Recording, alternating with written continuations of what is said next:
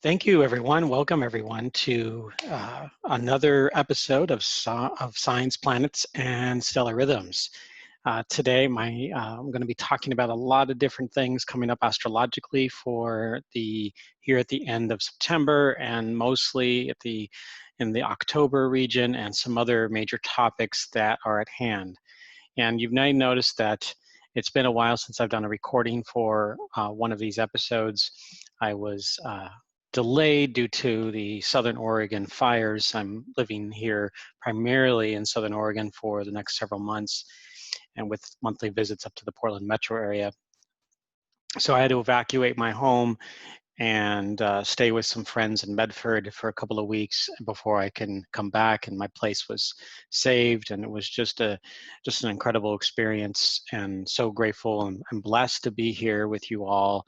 And my hearts go out to everyone who has been affected by these fires throughout the West, especially here in Southern Oregon, where many lost their livelihoods, their businesses, and their homes. And but fortunately, many people have come together, the communities have come together, and human beings have really collaborated and connected and helped each other out. And this is what a big part of why we're here on this planet, and to come together, and especially in these circumstances, which just a really incredible response. So I'm very grateful and blessed to be here and to be sharing this astrological update with you all. So let's go on to seeing what's coming up for everyone. That's coming up for the globe and the U.S. and I will get right into it here. Signs, Planets, and Stellar Rhythms, episode 10. The last episode was done in mid-August and really connected with the late August alignments and into early September. And so now we're going to review a little bit of September, what's been going on, but a lot of it mainly focused on October and some bigger things happening in that area. Some of you may, as you follow this, the planets some of them now are starting to station direct. They're starting to move in that motion. Jupiter recently did that about 2 weeks ago. Saturn is upcoming. Pluto is just a week after Saturn, which is just early October. And we're going to be talking about that as well. Mars, of course, has gone retrograde. So there's a really big, important time frame coming up. And really, we have already, in my view, we've already begun that time frame. So let's see what we're moving into here. But first, I'd like to have an acknowledgement and to honor the stars and the planets, all of our relations, all of everyone's relations here, Great Spirit and creation itself. The planets are here as guides for all of us, and I'm here to be of thanks for their love, their wisdom, their guidance, and their blessing upon this planet, and for humanity going forward here. They've been powerful allies and helpers, and we can connect with them, each and every one of us, and each and every day. And as long as we just tune in and be open to the wisdom that can be had by just being present with that space. And we are part of the cosmic creation, and all three worlds, the underworld, the middle world, and the celestial or upper world.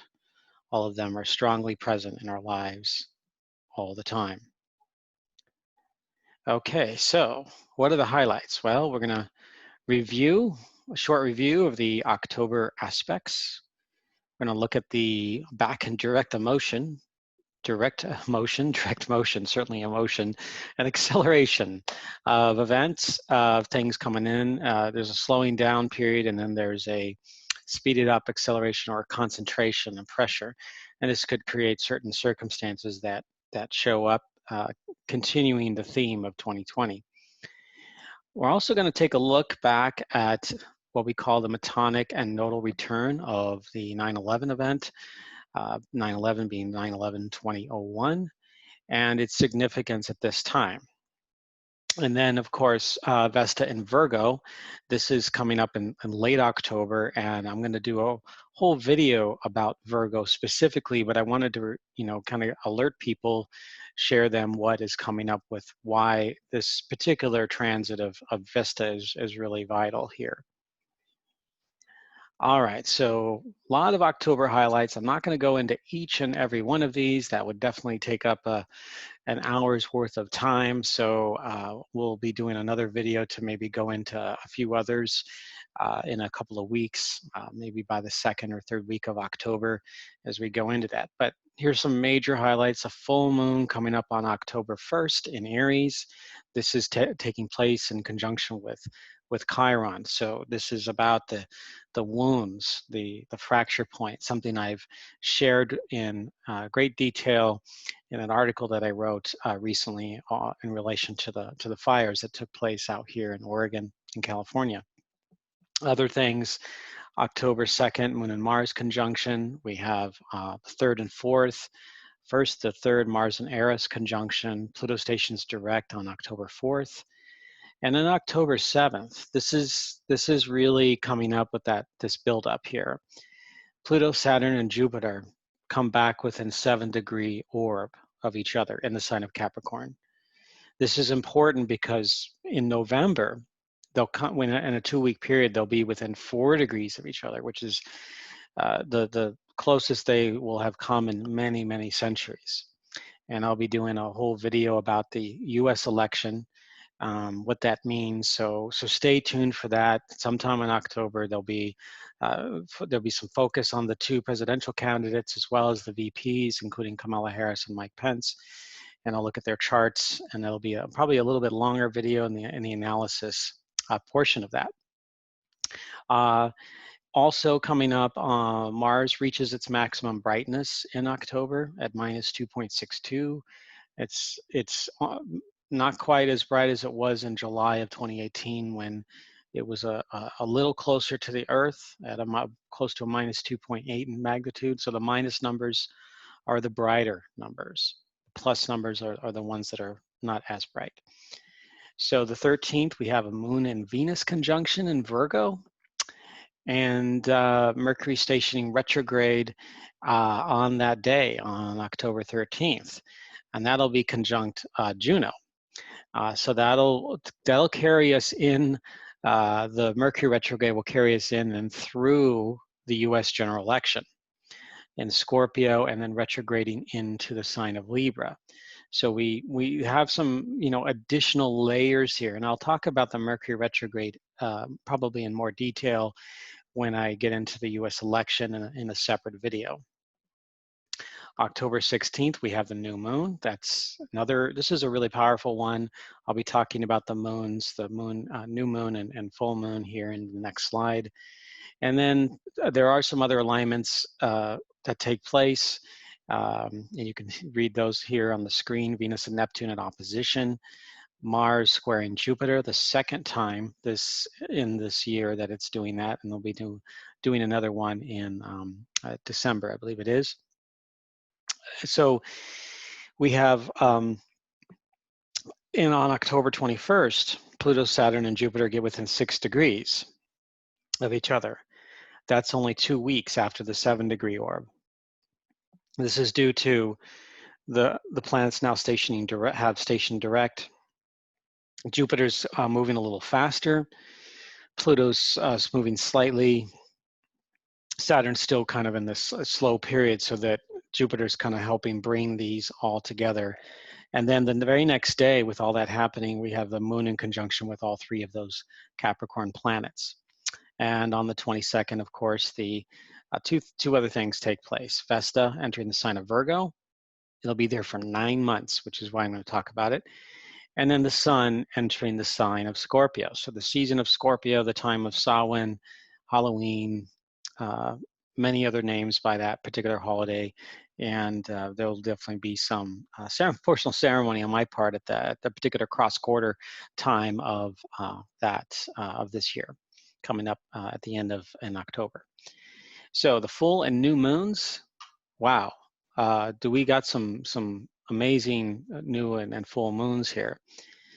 This full moon starting October 1st, this is the first one that, this will come 2 weeks before the new moon, but the full moon takes place in the sign of uh, full moon in the sign of Aries.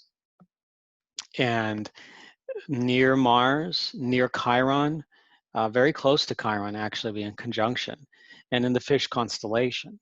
So this could be an illumination of our wounds at this time. This could be a really powerful window for us to connect with that, the sort of the mission and purpose qualities of our lives on a personal level, but also on the collective level. And here in the United States, what is our mission? What is our purpose?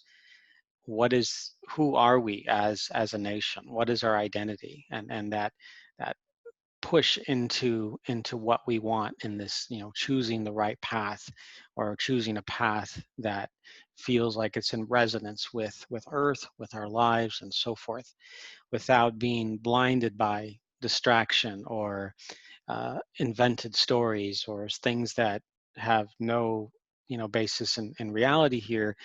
But because it is a really powerful time to truly get real, and that full moon could help illuminate that for us. But on October 16th here, that's this new moon, and it takes place within 2 degrees of the star Spica in the sign of Libra. Wow, what a powerful image this is. We won't be able to see this, of course, because the sun will be too bright to see the moon always at this particular astronomical new moon. But Spica will be, knowing that Spica is there, this represents the shaft of grain, Earth's grain, the harvest. This is definitely a powerful harvest new moon, as the full moon was symbolically the harvest full moon. But I would say that this new moon is, I think, even more potent when it comes to the harvest. And perhaps we can at that time connect, being in the sign of Libra, in the priestess constellation, maybe we can connect with that Earth and on a collaborative level to come together, to be able to have conversations, actual dialogue, without having fixed outcomes, or not allowing our judgment to be clouded just simply by our reactive self, but to be able to maybe see beyond where we are, maybe to take responsibility for perhaps what we've been doing, and to not just react with violence, or react with things that are more destructive, but something through peace initiatives, through maybe responsible caretaking of Earth. There is a lot that one can garner from this, can gather from this, and I'm hoping to participate in a new moon ceremony at that time myself, and I hope that each one of you out there is able to tune in, either individually or maybe with a small group of friends, or in a safe and sound way, to help set intention for these next, at least for the next month or so, but even beyond that. I think this is a really powerful new moon coming up here. All right, so Pluto stations direct on October 4th. This is the last of the 3 planets. On September 28th, Saturn stations direct, which is also September 28th in the west coast of America, September 29th on the east coast, and in Europe, and of course in Australia as well. And most of the world is the 29th, but here in the west coast, it's the 28th. This happens, again, you can see here, all 3 planets are all clustered together. Now, we can't see Pluto with the naked eye, but I put this graphic up. So when they look at Jupiter and Saturn in the sky, which is, still brilliant out there, when the clouds part, you can see this alignment here just outside the Archer constellation, to know that Pluto is right there between Saturn and Jupiter. Jupiter is the one that is catching up, going towards Saturn, and in December, about December 19th or 20th, it will be in conjunction with Saturn and be really, really close together. So that's something to stay tuned to. This is, again, continuing the theme of 2020, the rebirthing of civilization, the restructuring, the recalibration. Everything is all being turned upside down, and right side up, and we are having a significant both forces around chaos and around order, and it's working in harmony with both. It's not eliminating either one, but trying to work with them in a healthy way so that there is some balance there. And creating a new structure, a new system, a new operating manual for humanity. Here in the United States, we're entered into a Pluto return. So this is really a powerful time here, even more so in the US than many other countries, actually. Not all, but certainly many others. Um, other things that are going on in October, something I mentioned, Mars at opposition. I talk a lot about this on my Mars and Aries video that I did a few months back. Daniel Giamario and myself did a video about this more in depth, close to a 2-hour, hour and a half to hour and 45-minute video, Mars and Aries and the synodic cycle of Mars. And that's can be found at shamanikastrology.com.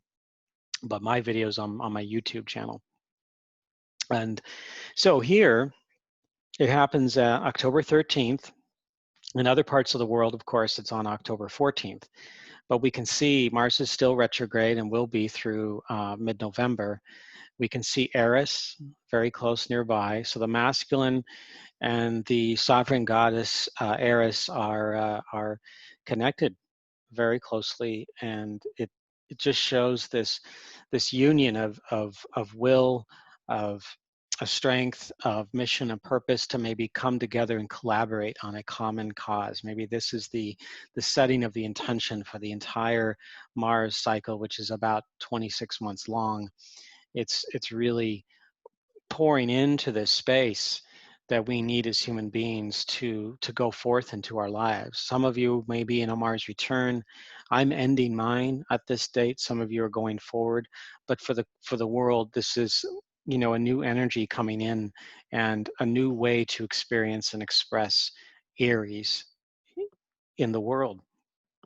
Will it be about just war and violence and soldiering on, and you know, without thought or compassion, or will it go into mission and purpose with some instinctual connection to the earth itself and our need to help heal with earth so that we can mitigate the growing crisis that created the conditions for this firestorm to hit the West Coast, as an example, and the continuing building up of hurricanes and melting of ice and all of these other things that are taking place, major changes before our eyes.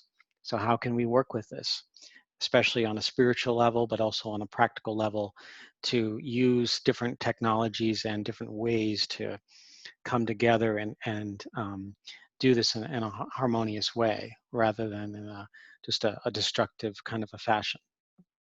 So this could be maybe the warrior protector coming out, both the masculine and the feminine, and everything in between, those two polarities, everything in between, to express, hey, we are going to be that warrior defender. We are going to be the stewards of the land. All right, so this is just a slide showing something I talked about briefly, the different planets going direct, and between September 12th here and October 4th. And so when planets station direct, they are at their slowest movement, similar to the station in retrograde, except in the opposite direction. The difference is moving slowly back and then gaining speed to an accelerated phase, paving the way for, in this case, certainly a linear movement going forward for humanity. Going forward doesn't necessarily always mean better or you know, or worse. It just means that we are moving to taking the next stages, the next steps in the Saturn, Pluto, Jupiter alignment with Mars and with Eris. The intent in this time is to perhaps complete the planting of the seeds necessary for the next stage of humanity's growth, including a greater awareness of what is hidden, and to bring that to our consciousness, to not ignore it or bury it under the carpet, but to bring it forward and to work with it, but not to exclusively work with it, but to work with it in balance with the celestial realm. You know, what is the light? How can we work with those two in a healthy way? So there's a part of that coming up, and certainly the U.S. general election is playing a major role there. Here, just another reminder of the hard aspects or dynamic aspects of Mars and Aries to these outer planets.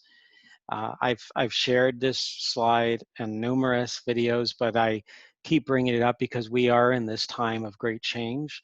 So it's important to connect into on those dates, the day before and even the day after, because Mars will still be really close to those squares and conjunctions.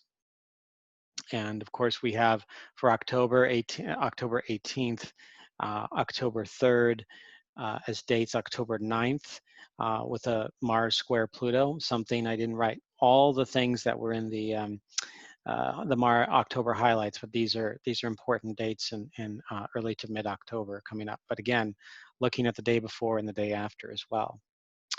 Just another slide about Heiress that I've shared before. Just as a reminder of how important she is, to invite her into the circle, and how she can help with creating that bridge, if you will, to the sovereign feminine energy, with especially when I was talking about the priestess energy earlier, and the harvest new moon coming up, that I've called the harvest new moon rather than just only the full moon.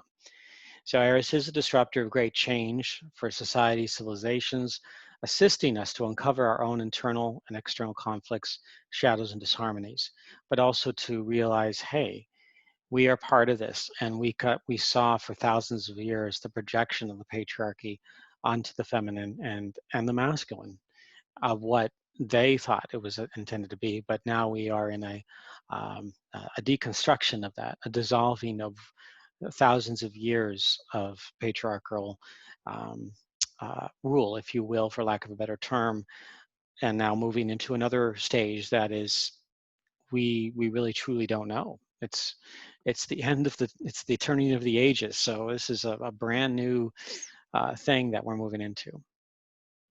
So this is one of the big highlights of this video, is this nodal return from 9/11, 2001. So the pandemic was declared a pandemic by the WHO on March 11th, 2020. We knew that it had been building up in February, especially into early March. This was right around that time when Mars entered Capricorn, and I have a video about this. That was one of the first. In fact, I think it was one of the first videos I did was back in March 2020 about this particular situation.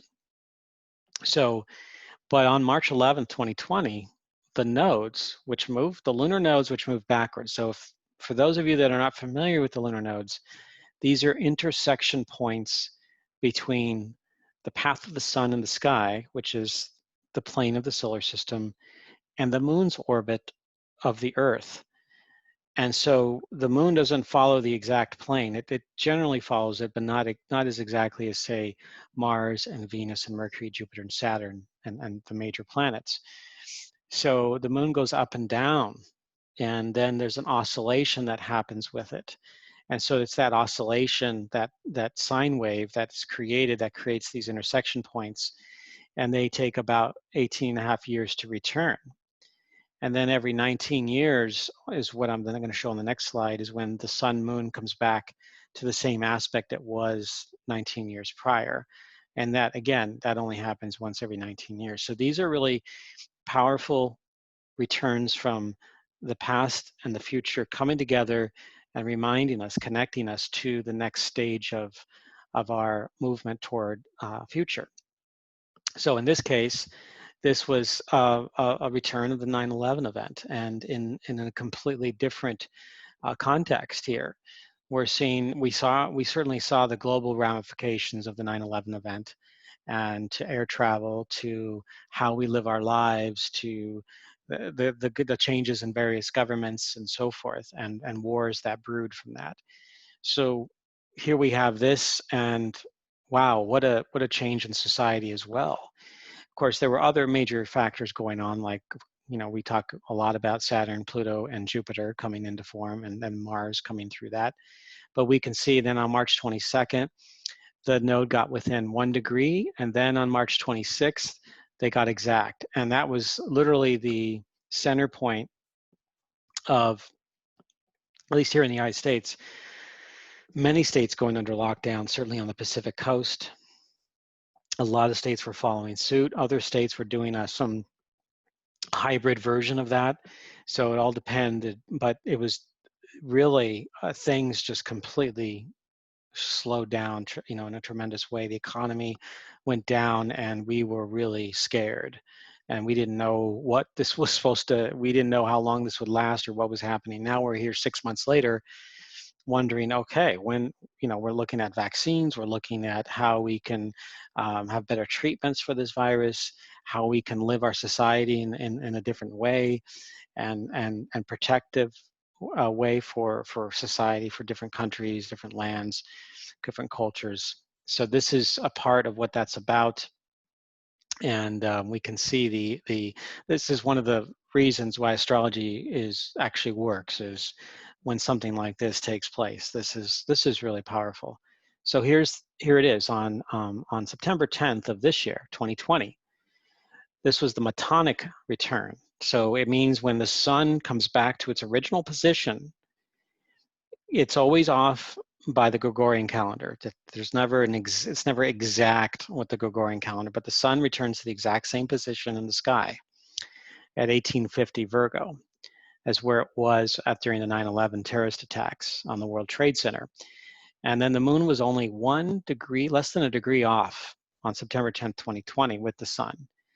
And so here is where September, and this is this is Daniel Jumara actually also mentions this too, is that September 8th, Oregon got hit just truly hard by the fires. That was the day when the wind kicked up, the day that the burned out my neck of the woods. A lot of thousands of homes and businesses were destroyed in this really small area, just over 3,000 acres. And then, of course, California and other parts of Oregon got hit really, really hard during this time. And this is where what felt like an unending smoke plume that was toxic, making the entire west coast of, at least here in the United States, very, very toxic. Many big cities were under a toxic plume.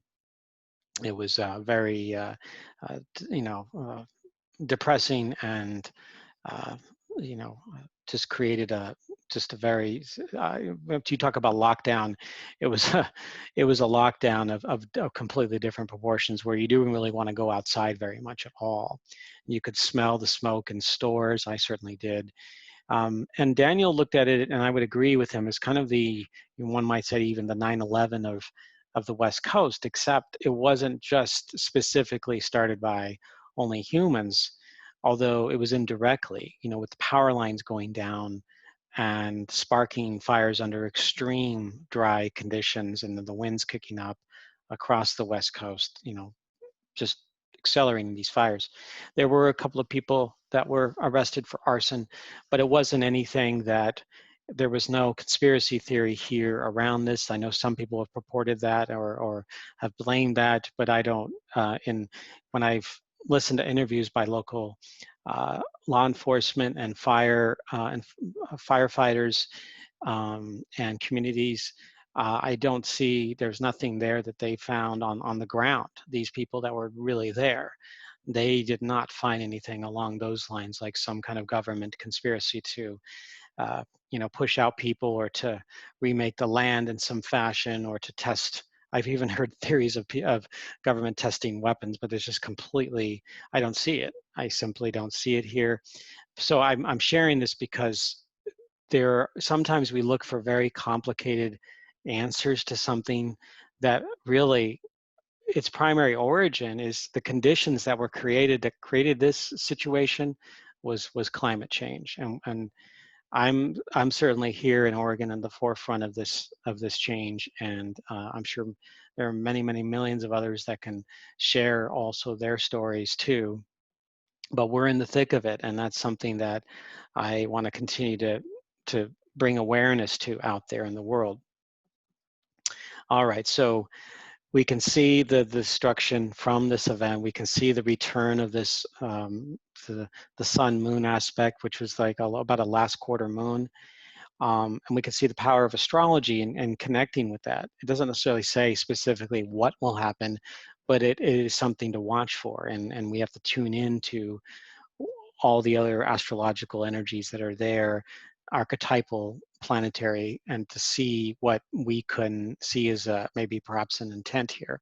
So this is a powerful education for all of us, and encourage everyone to kind of look into it on their own as well. So I just loved doing that. Okay, and then just a little bit on Vesta and Virgo. I don't want to the way that Zoom creates this little thing, it kind of moves my the little box where I'm talking, and maybe I can just minimize that, make it easier.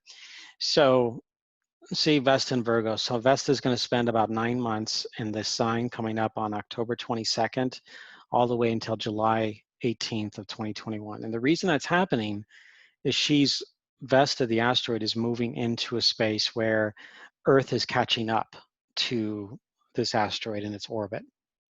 And just like it's doing with Mars. That's why Mars is getting really, really bright, because Earth is catching up with it. So I haven't looked up the actual opposition date, and that's something I'll look at a little bit more in a future video with just focused on Vesta.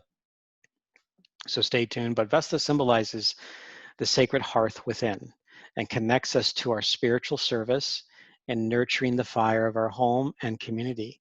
So it's an archetype that connects us within and out of ourselves too, and allows us to connect on a collective level in a space that's called sacred. How we can make sacred Earth, how we can make sacred Gaia herself, how we can make sacred even our home, our community, without violence. This is for Vesta. If you do some research on that, I'd love doing the research when I wrote my book about Vesta, in that it was really truly in ancient times a really sacred place. It was Vesta never, or Hestia never, got involved in the wars of the gods. She was held in this really sacred space, and her temples were the only ones that were round, which symbolized the connection to Earth. And the fires had to be kept going because they were the heartbeat of the communities, of the cities, of the homes. So this is something that you can connect with yourself depending on what sign your natal Vesta might be in. For me, it's Aquarius. And it's that innovation, that revolutionary, different colorfulness, a different take, a connection to the celestial realm, and consciousness itself for me. And for Virgo, it's the sacredness of what is sacred, the great pattern, the organic pattern of the earth and the relationship we have with the sky, but also the individual patterns in our lives, are patterns that maybe be toxic. This is Vesta and Virgo can help us maybe get in touch with being able to see that for ourselves more clearly. Maybe be able to see toxic patterns in society, in our family, in our various communities, and so forth. So we can see what patterns can be beneficial and healthy too at the same time. So one of the other things about this Vesta and Virgo transit is that there's going to be 3 exact oppositions with Neptune. So that's definitely going to be a powerful spiritual journey for Vesta and Virgo. And I'm going to be doing another video that is just about this topic here. And of course, I did a book on this recently, and getting the information out there, both in ebook and in print.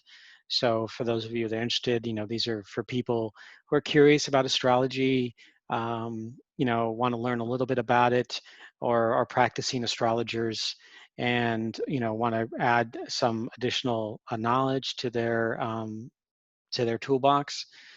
This is one you can get.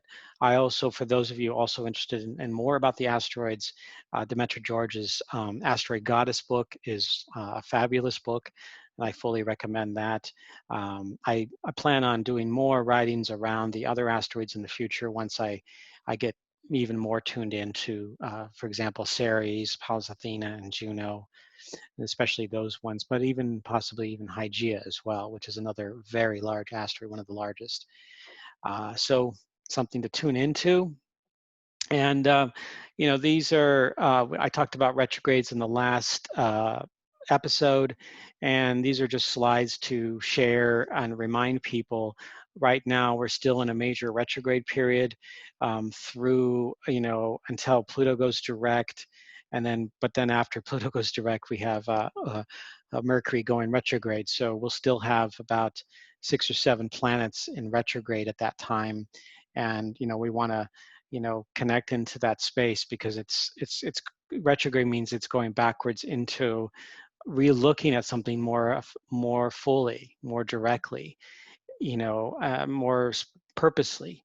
And we've certainly felt that over the summer and into especially this late summer now into early fall. We've really experienced that with the Black Lives Matter movement, with the electional period that's going on, with the constitutional crisis that we're in here in the United States, and of course the COVID-19, and looking back and seeing what we've done that can be of help and what doesn't really work. So we can kind of get together and weigh all of that.